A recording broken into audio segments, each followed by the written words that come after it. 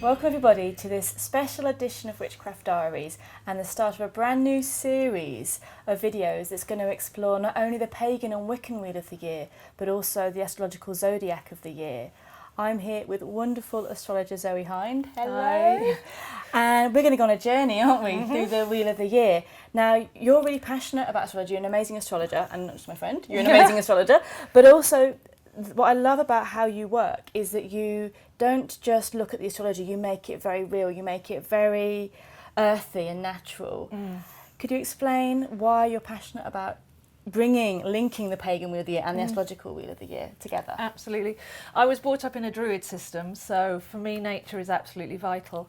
And when you start studying astrology as it's been given to us by the Western system, it becomes very mathematical, very clinical. It doesn't seem to make a lot of sense. You get your horoscopes in the paper and you think you're just that sign and it doesn't apply to you, and it just doesn't seem to work. So then you get a lot of people that are mocking astrology, and I think that's really wrong as well.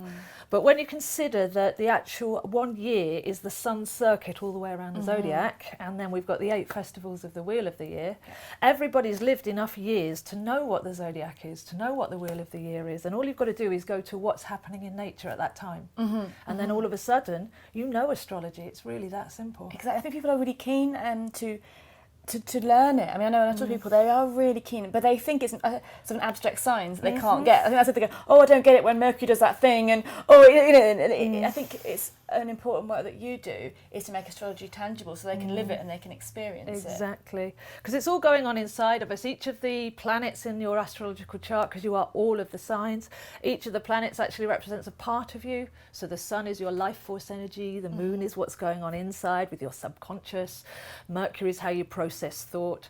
So I think, if it's taught too technically, then people just switch off because there's all this information flying about, but it doesn't actually have any soil to seed itself in. So when you put the wheel of the year, nature and astrology together, and as we're going to see how perfectly they fit together, then what I'm hoping is that the Wiccan pagan community can see the value of astrology, and the astrological community can see the value of the wheel of the year, and therefore just feel it. Yeah, and we've got this diagram will magically appear here. And I think it's really interesting because you find that the astrological wheel of the year is often portrayed going the wrong way round. So we'll see it on this picture that it's actually going the right way round. Yes. And it makes sense because you showed, obviously, my star's an Aries, you see it rising up at the springtime, like the sun. Yeah. And it's always interesting to see that, that when it plays on top of each other, they make perfect sense if it's put the right way round. This is it. On the diagram that we'll see, you've got the sun rising in the east, which is Aries, reaching its height of the summer, which is Cancer, falling, which is why they call it fall in America, at the autumn equinox in Libra, and then at its lowest at the winter solstice in the Capricorn, Sagittarius realms. So it doesn't make any sense when you've got the wheel of the year going one way and the zodiac going the other. And I found this diagram and I just think it's wonderful that it's put it back together in a logical fashion. Perfect. It's very exciting. So now we're going to talk about the nearest, the next festival for us, and that's Ostara, and that's also the spring equinox. So March 21st-ish, the spring equinox-ish, and we were saying earlier, we were just chatting about this. It's not just one day, is it, over this period? It's around about 4 days. That's right. Equinox means equal day and night, equal night, equinox. So when we cross over from Pisces to Aries, it's the sun actually going into a new cycle, and it's normally celebrated from the 21st to the 24th. It's to do with the world being slightly fatter in the middle, and especially at the solstice, you'll see that the sun actually stays still, solstice, sun still, for 3 days, rising and setting in the same place before it's seen to grow in its arc or decrease in its arc. So that is definitely a 3-day cycle as well. So I say 21st to 24th for all of the equinoxes and solstices. Brilliant. And obviously that's great because sometimes you feel like you've missed the dates. I can't, and you've got that lovely space to be able to find a right space for you to celebrate it. So Ostara and the spring equinox. You've got Ostara or Easter, which is Easter obviously is, and Passover. All these festivals have been later placed on the original festival of Ostara, which is this beginning of spring, the new life, the seeding of life and new beginnings. And there's been many funny ways that Easter eggs have been brought into sort of a Christian celebration, and also the story of the Mad March hare that was they used to think that the hare gave birth to the eggs, didn't they? My favourite one was a supermarket who wanted to prove that people didn't know very much about Easter. So they had a multiple choice questionnaire for their clients. And they said, who is the Easter Bunny? And one of the options was, he was the one that showed Jesus' disciples where the body was after the crucifixion. You should go on And CSI. I thought that was such a brilliant option in their quiz. Yeah, I love it.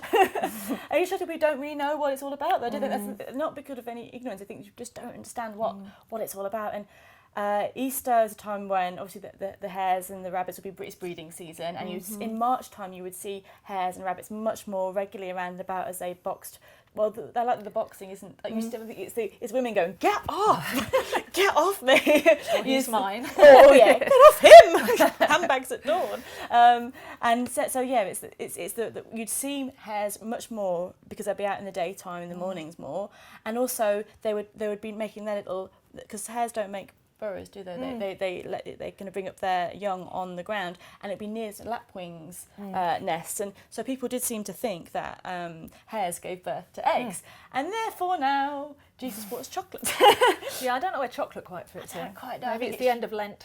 Yeah, yes, like that. yes, binging on chocolate. So it's all about the new beginnings and the rebirth of Christ. Rebirth is a really important theme at this time of year, isn't it? Well, as we go from Pisces, it's a vital point. Pisces is the last sign of the zodiac, one fish swimming in each direction. So the fish looking backwards needs to learn everything that's gone on in the last cycle. And the fish looking forwards is getting ready as a mutable sign to go through to the new sign of Aries. So it's not just round and round, it's upper level if you do all your housework from the last cycle. So Aries is all about the fresh start, it's the soul's voyage into life. So it's almost like the baby still covered in blood with the umbilical cord. It's that blood pulsing, head first, screaming. Yeah. Bright, I am here, red, fire. And that's energy. when it crosses over at spin equinox. It crosses over. And Easter actually comes from East Star, so it's actually what's rising in the east at that time, and it's got reference back to East Star. So it's to do with that. And then that's the star in the east that the three wise men followed, and all that kind of thing, if you want to go into the stellar attributes of it. Excellent. So the head first is the ram. You've got the blood thumping. I'm here. Look at me. Bright red. What you mean? Yes. Need I explain more? You can say more. And yeah, that's very much what the Aries thing is. Also, I like Pisces as a sort of bluebell wood. We've got that smoky sea that we're going into. But when we get into Aries, I think the trumpeting of the daffodils is so Aries. A host of golden daffodils going da-da-da-da-da. Yeah. So for me, that's quite a totem flower of the Aries. Definitely. So you've got the hair, the leaping forward. And I also, Ostara was obviously one of the goddesses with hares, because of she's been the god. And there was the only real record of in this country celebrations of Ostara or Ostra was up in Northumbria, where the venerable bead. Oh, the venerable bead. You can never quite trust. No. I mean, often they would just try to write down what's going on, but they'd always put a little slant on it. Of course, you know, if you're a different culture, different religion, you're going to put your slant on what's going on, especially if you think it's pagan mumbo jumbo going on beforehand. So in Northumbria, the feast of Ostara, Ostra, wouldn't have been an actual holiday, but it would have been feasts that would have been going on for days and celebrations of the new spring, and it would have been a great celebration of the new start. And they worship the goddess Ostra, the goddess of flowers, the goddess of spring and the new beginnings. As you say, it's after Lent, it's after the time of, and that's Christian, but even beforehand it was when you'd see that there'd be new food coming, you would see that you were going to get your harvest, you started to go. Whereas, you know, we go back to Imbolc, the festival before, where you were still a little bit in the lack, weren't you? You weren't really sure it was all happening, and the goddess of Ostara, Ostra, would be all about the new beginnings in the spring and the abundance of life that's about to come. So it's a very exciting part of you, which links to Aries, being very excited. And I think it's also estrogen. This is where we get the eggs from. So if you look inside the body, we always need to take it as within, so without. So if you look at estrogen, eggs, the female, the fertility, that kind of thing. And at this time of year, there's actually tidal bores on some of the rivers. All the species go out and start mating at the full moon after the spring equinox. And that's when Easter's actually fashioned. That's why Easter moves around, because it's the full moon after the spring equinox. So we've got the salmon of wisdom of Pisces going upstream to reincarnate.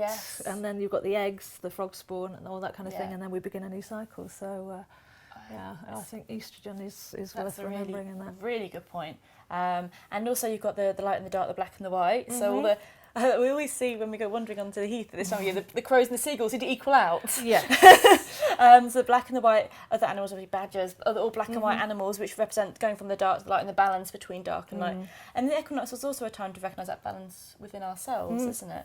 Definitely, and recalibrate as well. For me, Libra is the inner ear chamber, it's the balance, but Aries is a time to kind of detox, get ready, refresh. So you've got a kind of recalibration that goes, just like we have tidal bores on the rivers, I think we actually have our liquids in our body can sometimes just tell us I need to fresh myself up now and have a spring clean. Yeah, definitely.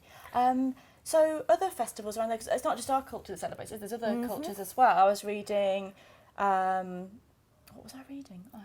No, I was reading about, in Persia, it was basically, the spring equinox was called New Day, the new beginning. So it's, I think from all around the world, it's always been seen as the time on the spring equinox to celebrate the new start. Would it almost be, I know it involves more the new year, but it would almost be the beginning of that, the consummation of that new year, wouldn't it? Well, in the Zodiac calendar, it's definitely the new year. One of the festivals that I like is Holy Day, which is when you, as a Hindu, wear white and go into the park and everybody covers themselves in coloured powder. That is hilarious, and I'm going to do that one day because that just looks amazing. But it's all about the colours, it's the flowers, it's just the joy of being, but very much so it's the Zodiac New Year. Yeah. And Passover is passing over the equinoxal point, and that's why they call it Passover. Brilliant. So, looking at the links of the astrology, when you start doing this, it is just so knitted, isn't it? And I think it's so interesting that how people that do see it separate can actually see it as something they can live and see around them and experience at this time of year.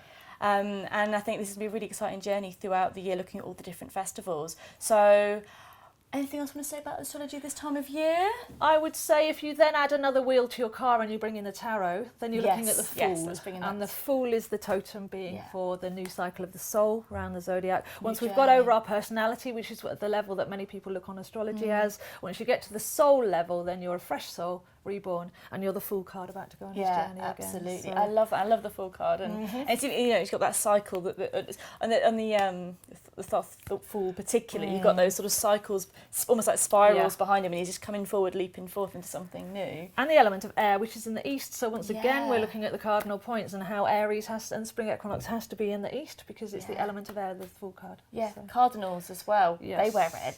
Yes, the cardinals in the Catholic Church wear red because it's the Aries sign. It's they came in during the age of Aries, so it's really important to add politics and religion and everything because the ages show you what people are worshipping, why and how.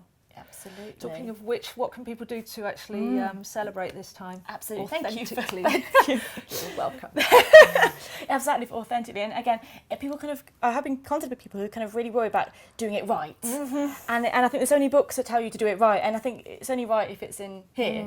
I mean, it's lovely to follow books and it's lovely to kind of get a real structured idea of things, but really be very trusting of your own intuition, how you feel, like you were saying, maybe going on a bit of a detox or kind of getting your energy level sorted out. But around Ostara, it is a great time to plant seeds. So you can actually bring that into your life. You may not be the green-fingered expert, but bring plants into your life, plant some seeds out there. You could even do a little ritual where you're actually visualising and planting your own seeds, your own ideas for the year ahead. It's a great time to make plans and new starts.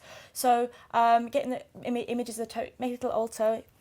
With eggs. With painted, coloured, bright eggs. You can paint some eggs or even plant seeds in eggs. I saw a lovely little egg box. You get an egg box, you get half the broken egg shell and you put some soil in it and you plant some seeds in it. So maybe try not to cut and buy flowers, but plant flowers. Plant your own. That would be good. And it's also symbolic that you can really think when you're doing it, if you're just planting little bulbs or ones already started to grow, that you're planting that and you're visualising your own life growing with the year ahead and watching as those plants grow, you can watch your own dreams and goals coming into realisation as well. Go out in nature, watch I think it's the most important thing is just to go out there and watch the change, watch the quickening of life. The sap's rising. Yes. So for anybody that likes making their own incense, you should be able to get some authentically collect some sap, especially the pine tree. I think is spectacular, and it's purification, isn't it? Pine? Yes. Yeah. So you might be able to don't take too much, obviously, but go and actually experience the sap rising in the trees. Exactly, and then if you don't take anything you can't, but take some bits and bobs back into your home if you don't take too much, as we were saying, and make a little area in your house where you can just remember and celebrate that energy. So maybe a little plant that you've planted, maybe a picture of a hare or another animal that you feel is very totemic for this time of year or special for you, and a picture of Ostara, a picture of a flower maiden, something like this, and maybe write down, and you can maybe get some candles. I think there's so many great colours you can use for this time of the year. You can use the yellow for the sun, the red for Aries, the green for the life, the white for the new beginning. So choose, again, feel what feels right for you. Get some beautiful oils that really make you feel alive. I think cinnamon's often linked with Aries, but it's very Christmassy, but other frankincense, the resins, work with the resins and incense. Ritual fire and incense is a big thing for Aries, so get to know the element of fire and the resins and the sacredness of working with those. Absolutely, burn the candles and just enjoy the energy, and if you can do something outside as well, that would be really good to get connected with the energy of outside. But again, I think it's always important to do what feels right, isn't it? I think it's important to follow your gut and to make that time to be able to do it, and maybe write down some plans and goals that you'd like to achieve for the year ahead and start planting those seeds. So I think we'll probably go off camera and then remember as any other things that we want to say, but we can never fit it all into one video. So thank you so much. You're very welcome. My pleasure. Yes, and if you find, we'll put the links all below, but do find Zoe on the internet. It's astrozo.com, but we'll put the links down there because brilliant daily not horoscopes. I should not say that. That's the bad thing to say. Although that's a good point, because horoscope comes from Horus and it's the rising of the sun in the east. So a good horoscope will be the energy of the day, not this is going to happen to you, which is a deterministic and dreadful thing. Well, that's what I really like, is because you don't, you don't do that. You really put what energies to work with and what to be aware of on that day as well. We make our own future. Exactly, absolutely. And on that note, thank you so much for watching, and we'll see you again soon.